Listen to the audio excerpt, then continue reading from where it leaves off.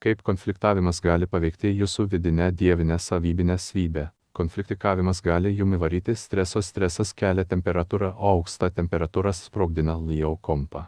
Dar konflikavimas sukelia norą pirktis Nardfakes trukas, darytis makaronines sukuosenas ir blogiausiai naudoti kvepalą. Gali sukelti būna kavos puodelis dujų gatves 2 incidentus.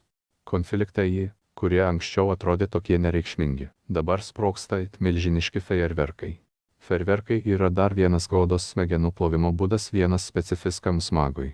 Būkite saugus, nes mantvydas yra neprognozuojamas. Dar konfliktavimas padidina Landsbergių ir aukšto ir gražaus politinę galę. Daugėja nigerių, o nigeriai pykdo skinus ir skinai negali susifokusuoti ant nerdosų dauzimo, o nersai tampa įslepintis politikais ir vėliau zydais, kurie keliauja į trumpojį Bebrų salą. Tikriausia kyla klausimas, kas ta Bebrų sala. Bebrų sala yra tas pats kaip Apsteino sala, tik ten yra tuneliai einantis po visų Vilno miestų.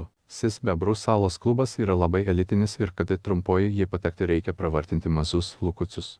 Bebrų saloje vyksta įvairūs satanistiniai ritualai. Bebrų salos kultas kontroliuoja valdžią, o valdžia kontroliuoja Tujų gatvę 2, o Tujų gatvė žmogus. Dar ką tik Bebrų sala įsileido naują įsakymą įleisti purvą kraujus nigerius, kurie maisosi su mūsų lietuvėmis ir mažėja mūsų arijiškumas kaip tautos.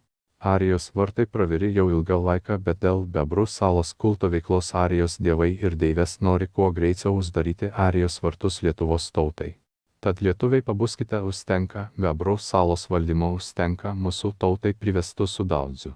Taigi Lietuvos tautas turmuojame Bebrų salą. Adamas out.